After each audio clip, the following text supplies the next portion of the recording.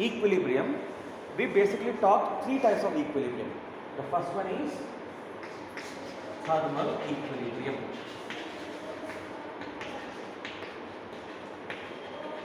Okay. Some part of the recording I am going to put, not the entire class. Okay. So that some reference is there for you when you go back to your home. Some people are there in the home and some people are here. For their benefit also I am posting this video. So thermal equilibrium we talk about. We talk about mechanical equilibrium. And we talk about physical equilibrium.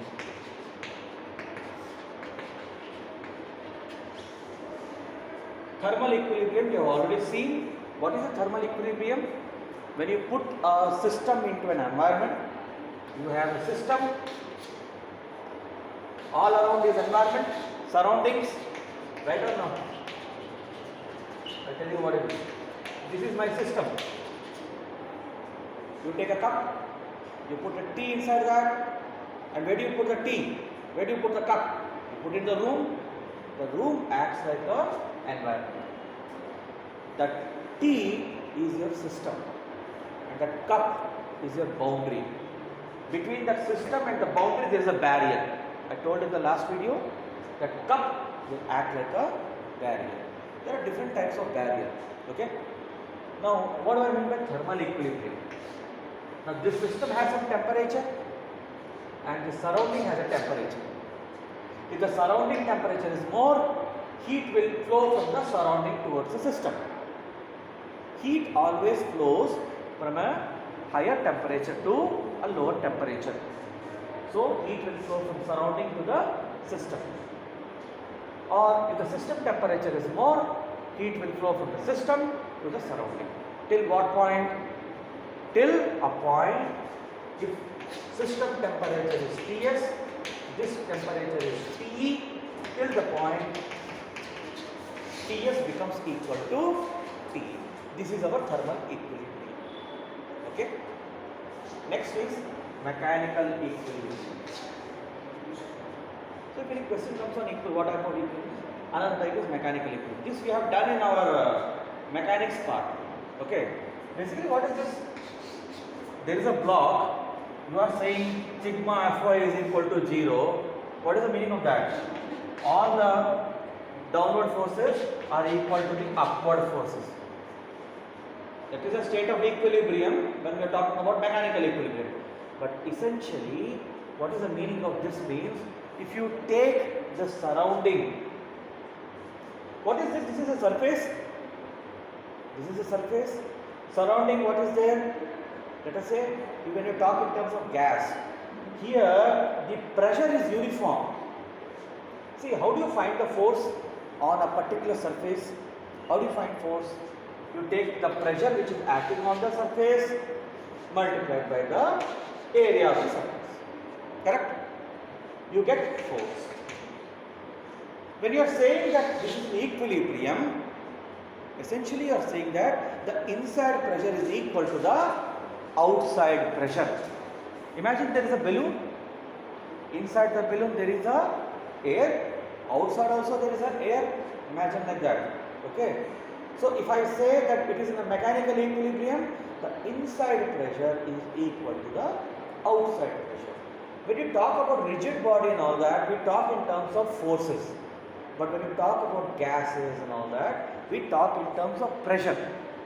Because the pressure is uniform, right? If I take this wall in this class, if I say pressure of 1 bar is applied on the wall, what does it mean? It is applied uniformly on the wall. On this window some pressure, on that window some pressure, on this wall some pressure. It is not like that, you know.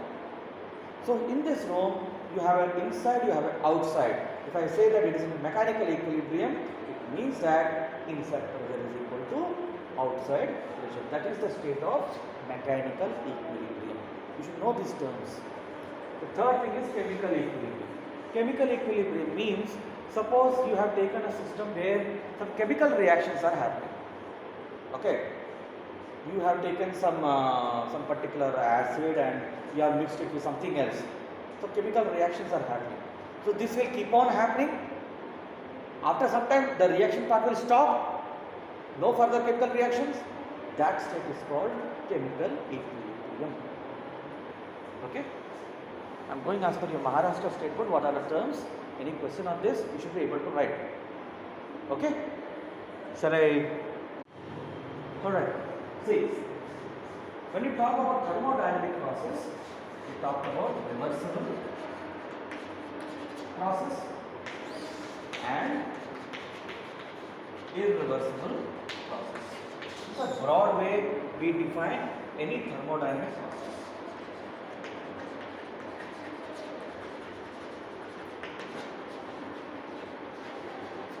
Okay, it's a broad way of talking about any thermodynamic process. But when I use a term called thermodynamic process, essentially you are talking about pressure, volume, temperature. These are the variables. What type of variables that we will discuss later. But basically when you talk in terms of gas, you talk about these three variables. Alright. So it is in the name itself. Reversible, I told you one example that you should be able to reverse it. Then it is a reversible process. You are not able to reverse it, it becomes a irreversible process. It is not so simple definition. Let us say initial state was P1 and V1. Okay. During the process, it became something. P1 become P2, V1 become V2. See, in any thermodynamic process, there are states. There are stages. Okay. Stage 1, this was the condition. Pressure 1, P1 was some pressure, 1 bar. V1 was some volume. Okay. When it entered to the stage 2, P1 become P2. V1 become V2, let us say. When it came to stage 3, this P2 again become P1 and V2 become V1, let us say. So that type of a thing is a reversible thing. Okay. But let us say in some other case, in stage 3, this P2 could not get back to original state P1, but it became some P3, let us say. So this is a irreversible process. Okay. And whenever we discuss about thermodynamic process, we always construct a PV diagram. Pressure on the y-axis and volume on the x-axis. This is called a PV diagram. So looking at the shape, we can come to some conclusion. Suppose I draw a straight line like this. PV diagram, I have drawn a straight line parallel to the x-axis. What does this mean? You can see here that the volume is changing, but the pressure is not changing. Which type of process is this? Volume is changing, but pressure is not changing. Pressure is constant. Very good. It's an isobaric process. Anyway, good answer. Okay. Sometimes you keep temperature constant, sometimes you keep volume constant, sometimes you keep pressure constant. So looking at the pressure diagram, PV diagram, I can make a conclusion like this. In some other process, the diagram can be like this. Pressure, when it is, you can see when you are decreasing the volume, I am talking about this graph now, graph 2. When you are decreasing the volume, the pressure is rising. When you are increasing the volume, the pressure is dropping. Isn't it? So we construct these type of diagrams. Using this diagram also, we can explain whether it is a reversible thing or an irreversible thing. That I will tell you. Now, one more concept is that you took a PV diagram, let us say. You took a PV diagram and you calculated the area under the curve. Some particular PV diagram is given to you and you calculated the area under the curve. What do you think you are going to get? Work done you will get. You will get the amount of work done you will get. You remember I told you this W is equal to P times V, or small amount of work is equal to P dV, isn't it? I told you also how you have got this. Basically what is work done? Force into some displacement, right? Okay. I gave you an example of piston where something is there like this. The pressure on this surface is uniform. the piston gets moved by a small distance dx, then what is the work done? F into dx, let us say, a small amount of work. But because here we are talking in terms of pressure and volume, I need to bring pressure and volume here. So force by area into dx. If I say this, what is ADX? It is change in the volume. F by A is the pressure. So pressure multiplied by volume, change in volume gives you change in the amount of work. So if you take a PV diagram and you calculate the area under the curve, you are basically getting external work done on the system. You are basically getting which type of work? External work done on the system. This is also a concept you should know. Okay. See, suppose the PV diagram.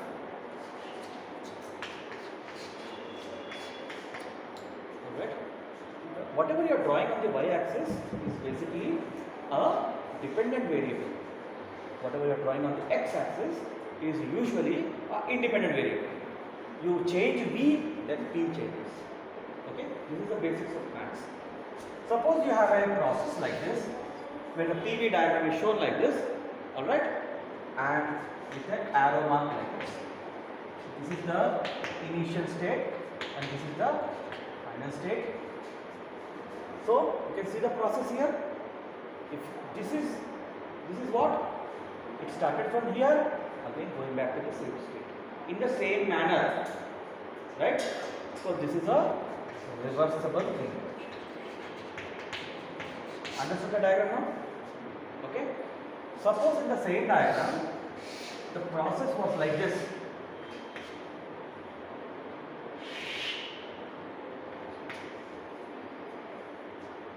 This is a irreversible thing. Okay. You see the difference between these two, you understand now? The manner is same, it is going back in a similar way. जैसे आए वैसे गए. But this is different. Even though here you see the path is different. Okay? So some part of it cannot be regained back. So this is a symbolic representation of irreversible process. Okay? Right now. See, one more way of saying whether it is a reversible process or an irreversible process is path retracing. Path retracing, you have to check. Alright? Here you observe while I was increasing the volume, the pressure was dropping. That means if I am decreasing the volume, the pressure pattern is following the same turn back. It is a reversible process. But here the pattern is not like that. While you were increasing the volume, the drop was like this. While you were decreasing the volume, the path got changed. So it is a irreversible process. Okay? So you should know, based upon the diagram also, we can say whether it is a reversible process or a irreversible process. These are all small concepts, you see. Then often you come across a term called isothermal process. Isothermal process. All these are thermodynamic processes. Iso means same, thermal means same temperature. You are maintaining same temperature in some particular thermodynamic process. That means there is a stage 1, there is a stage 2, there is a stage 3. Let us say in all the stages you are maintaining the temperature as same. Obviously, when you are maintaining the temperature as same, you will be studying about the pressure and the volume. There are only three variables here: pressure, volume, and temperature. One thing you have made constant. So you will be studying the changes in the pressure and volume part. Now, when you are saying the temperature is constant, can I write PV is equal to constant? Ideal gas equation, PV is equal to nRT. Temperature also is constant, and anyway, let us say you are taking 1 mole, R anyway is a constant, so PV is constant. So in an isothermal process, PV is a constant. You can see here that if you take this particular case, pressure and volume, they are both changing, but this can be maintained at the same temperature. Remember that law where P is inversely proportional to volume. Remember that law? What is that law? Boyle, stars, all these things I don't know. Which type of law is this? Can you tell me? Very good. So Boyle's law. So PV is equal to constant. Essentially, our isothermal process is following the pattern of a Boyle's law. So PV is equal to constant also means that the work done is a constant thing there. Just now we have seen work done also is a constant thing there, isn't it? P multiplied by V is giving you what? External work done on the system, right? So this process is a isothermal process. If you see this type of a graph, you can say, see, you can call this as a stage 1 and a stage 2. What is happening here? See, the pressure and volume is changing, but the product is a constant. Okay? So this is about isothermal process. Isochoric process. Iso means same volume. Volume you are maintaining. It also means that delta V is equal to 0. Right? Delta V is equal to isothermal, delta T will be equal to 0. No change in temperature.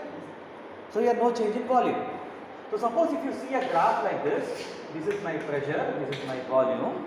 If the graph is like this, you can see corresponding to this there is some pressure, corresponding to this there is another pressure, but in both the cases volume is same.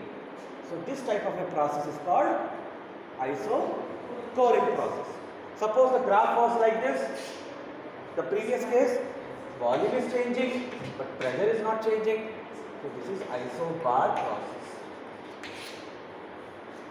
In the same graph we have drawn like this also. Temperature is same, but we are saying that PV is equal to constant. So this was the example of that isothermal. So depending upon the graph shape, you should be able to deduce whether which type of process is that. Okay? So this is the point you have to understand here. Isochoric, isobaric and isothermal are there. Apart from anything else is possible, that we will discuss. Till now we are discussing about temperature constant, volume constant, pressure constant. These are the processes we are discussing right now. Okay? Keep that in your mind. So when we are drawing a PV diagram like this, right? So let us say this is my P initial and this is the P final, and corresponding to this is V1 and corresponding to this is V2. So what is happening here? In this direction volume is increasing and the pressure is dropping. Okay? So volume is increasing, pressure is dropping. So P is inversely proportional to V, or PV is equal to constant. So this is what is your Boyle's law, and this is what is your isothermal process. Isothermal process means one more thing is that when you calculate area under PV diagram, what do you get? You get external work done. You get external work done. So here you see in this process which I have drawn here, this is my forward process and this is my backward process. You can see that the path is we are able to retrace the path. So this is a reversible process. Also it is an isothermal process, and you can see the area under the curve, which is basically this, is constant in forward or in the backward diagram, backward process. Okay, if this is the forward step, this is the backward step. So here the area under the curve remains same. So if it was a irreversible process, I have drawn the diagram like this. So this is the backward path. You can see that the path has changed and so does the area under the curve. So that is why it is an irreversible process. You need to understand here one point, that when you are increasing the volume, the pressure is dropping in a particular pattern. When you are decreasing the volume, the pressure should go back in the same path, but it is not happening in this case. So this is irreversible process. This is a reversible process. So this is one point we have discussed. And one more point,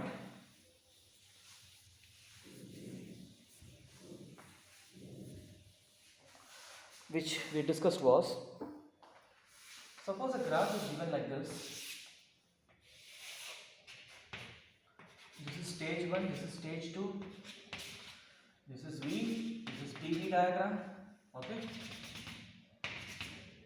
Now the question asked here is, if you find the area under the curve for PV diagram, you need to tell, you will get the work, not tell whether the work is positive or negative.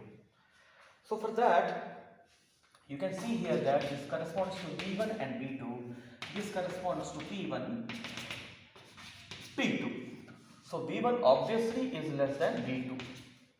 So in this direction if I am going, volume is rising, right? And what is happening to pressure? Pressure is dropping. Pressure is dropping.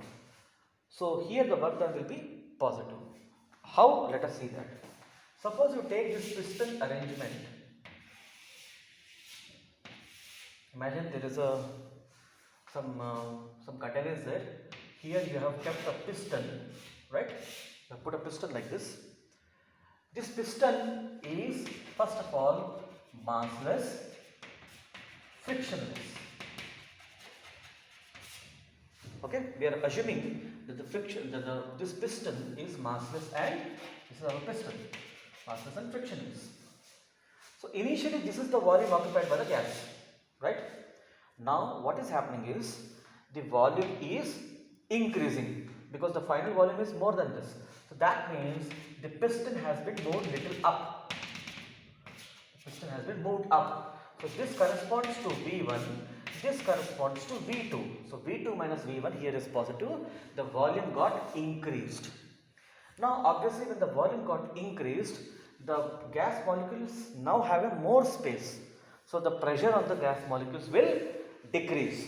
The pressure on the gas molecules will decrease. That is what is shown in this curve also. Now here the point is, this volume change what has occurred, who made this piston to move from this point to this point? The gas molecules. That means the gas molecules, which is the system here, have done work on the environment, on the surrounding, which is the piston. So the work done is positive. To explain this, I gave an example that let us say some 100 joules of energy was given. Okay. Some 40 joules you have used for internal work if you are applying that first law of thermodynamics. Okay. So what happened to that 60 remaining? That 60 was used by these gas molecules to push this piston up. So you are writing here 40 plus 60. So it's a positive work, you know. So it is like this. Whenever your volume is increasing, the work done on the system will be positive. If the gas molecules are pushing this piston up, the work is positive. If the piston is pushing the gas molecules down, that means if it is decreasing the work, decreasing the volume, the work done will be negative. In the same question, suppose it was given like the diagram was like this. So this becomes the initial stage, this becomes the final stage. Volume is decreasing, pressure is increasing. So the same diagram will be modified like this. So this was the initial volume, right? This was the initial volume. Now what happened? This was the initial, final. Volume is decreasing. That means the piston was moved down. The piston was moved down. Who is moving the piston down? The person outside is pushing the piston down. That means the surrounding is doing work on the gas molecules. This type of work is negative work. Okay. So these were some of the points which we have discussed in today's class. Just make a note of them and come prepared to the next class.